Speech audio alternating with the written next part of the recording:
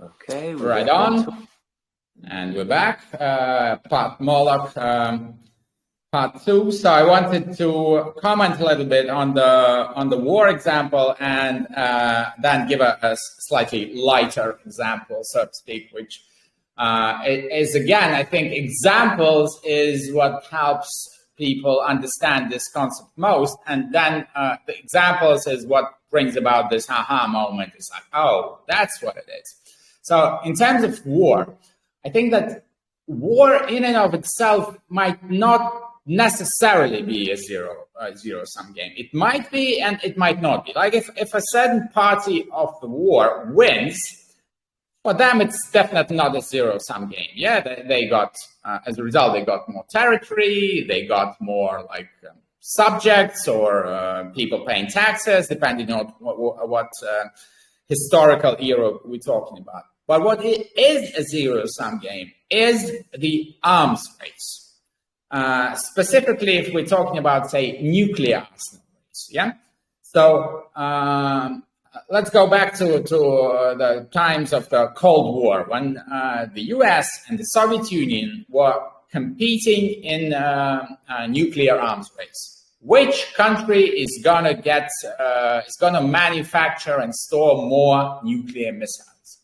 So what happens is the Soviet Union says, we are gonna have 100 more nuclear missiles by the end of 5-year period. And the US is forced to catch up. Then the US says, oh, we're going to get, on top of that, we're going to get 1,000 more. And the Soviet Union is forced to catch up. So what happens is they are preserving this parity, so to speak, but at the expense of spending money. Instead of spending money on education, on healthcare, on a multitude of great things that are beneficial for their citizens, what they're doing is they're spending money on their military arsenal, because they understand that if they don't do it, and if one country is stronger than the other, then there is a threat that this country will take over the weaker country.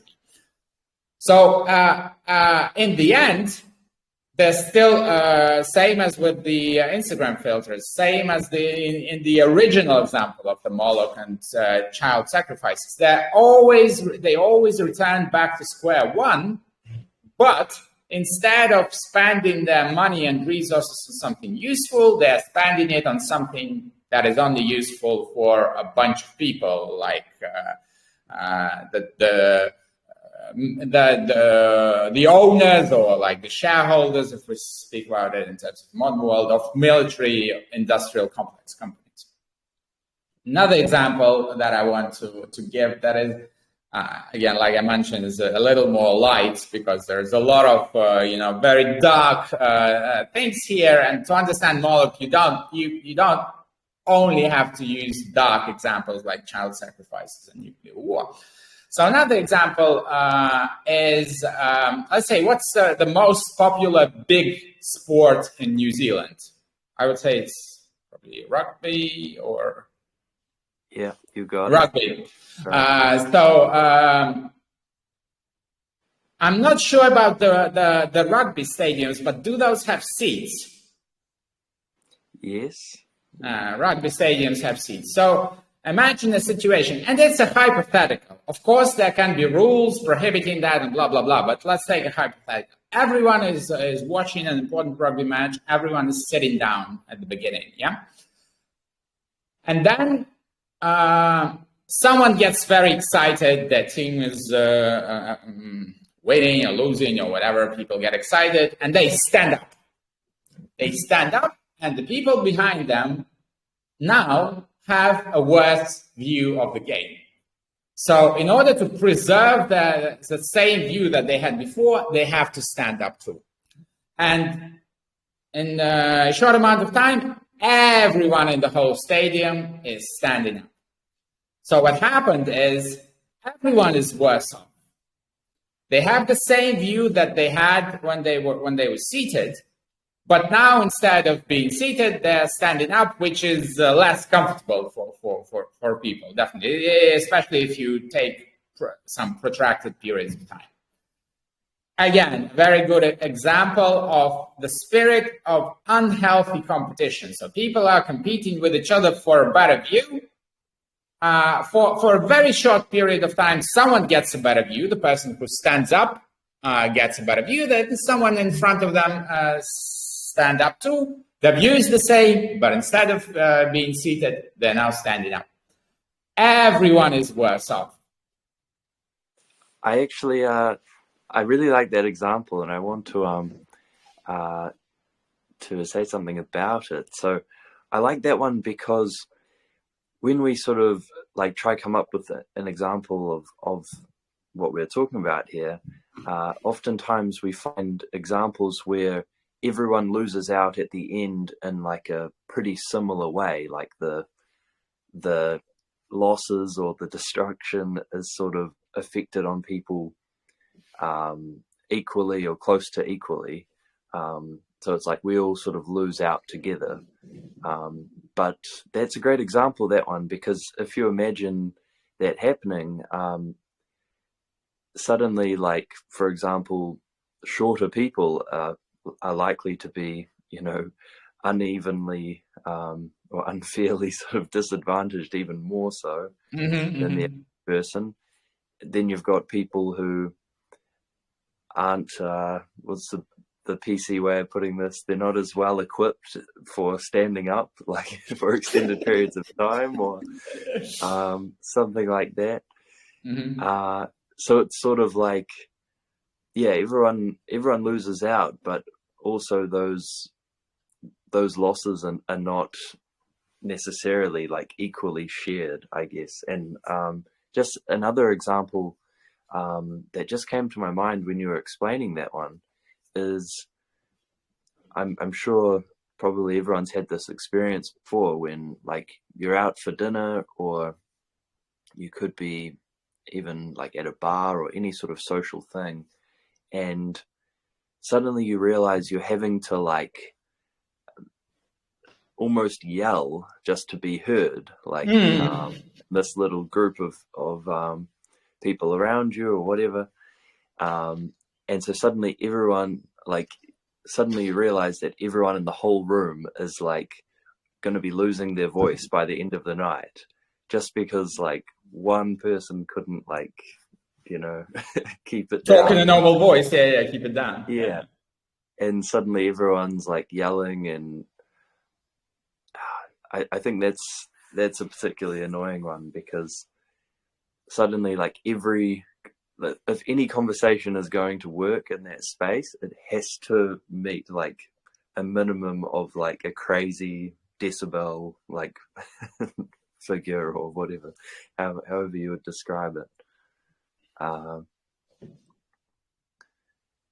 Yeah, there are sort of countless examples when it comes to Moloch. I guess I would just say that one of the dangers of like automatically thinking that it's linked to competition is, of course, it can lead people to think that all forms of competition are bad. And in fact, there are a lot of people out there, unfortunately, that sort of subscribe or follow ideologies that believe that all forms of competition are bad, which is, of course, absolute madness. And it really, yeah, it shows that people don't understand like the win for win nature of trade, and like the trader principle and things like that. I would say that was where I initially had some confusion with this whole concept of Moloch, because I saw people attributing just standard things in like what I would call a positive sum game. They were attributing things going on there to Moloch. And so I guess we want to make clear that Moloch is really just concerned with the zero-sum games. Would you say that would be right? Or yes, definitely. One thing I think why people some people tend to fall into the trap of believing that all competition is bad and capitalism is bad, is that in Allen Ginsberg mentions capitalism by name because Allen Ginsberg was a socialist. So he's looking at it through the prism that basically the solution to the problem is dismantling the capitalist system. So what I did today was I asked ChatGPT that mentioned also capitalism as the problem. I'm like, yeah, thanks, ChatGPT, but can you? And what I like about ChatGPT is it does have a bias. It does have a little bit of a left-wing bias. But if you ask the right questions and if you know how to use it, it's gonna give you examples and proof from both sides. So I went ahead and asked ChatGPT. So what was my prompt? I understand about Moloch and capitalism, although I disagree that it's capitalism itself that causes Moloch, but explain the presence of Moloch in centralized systems and, for instance, in socialism and communism. And how can Moloch be present there?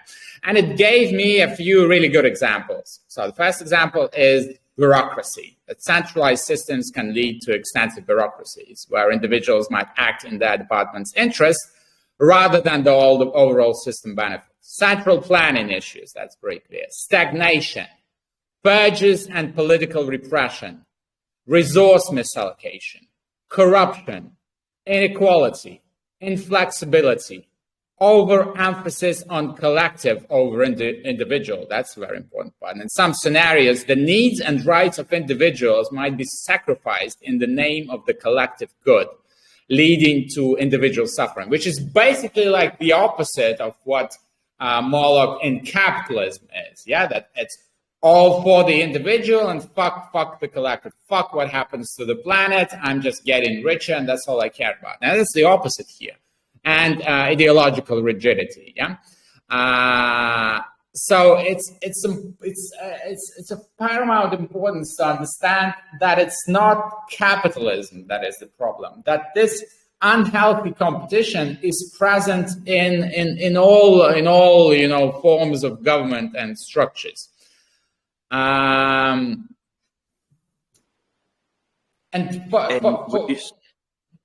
Go ahead. So I was just going to say, would you say that's because, I mean, yeah, some of those examples like bureaucracy, for example, or I think what their last one was something like ideological rigidity. Yeah, and yeah. I'm just trying to like. I'd like one thing I want to point out that.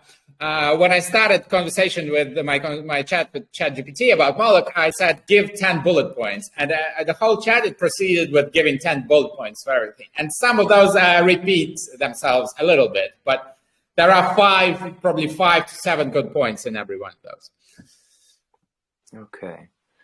So, yeah, I guess we could say like in essence, because I think that bureaucracy one is like a really good example where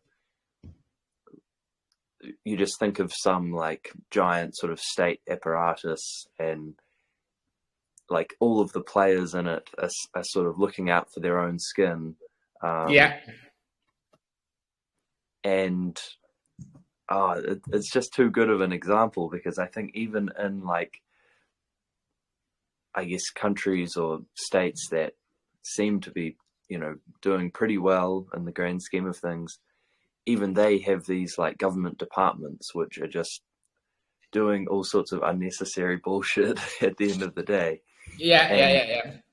I think that's a great example because it shows that a lot of the problems come down to like incentives or things which would motivate and drive certain types of behavior, and examples where I guess like the outcomes don't, or like the interests of the people in that particular like scenario have some sort of really strange connection to the actual outcomes.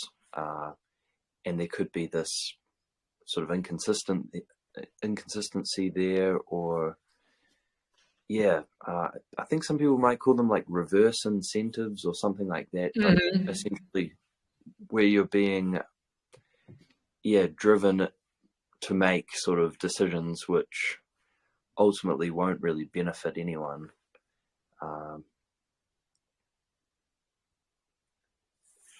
So I guess that's we've covered a reasonable amount of ground in terms of what Moloch is. To be, I would do another 15-minute segment next. I have a few. So this one is over. With some possible covering some possible solutions, and I have 10 possible solutions from ChatGPT. We can go over them briefly and just discuss in the next segment. If you want to stop and start. Okay, great. Yeah.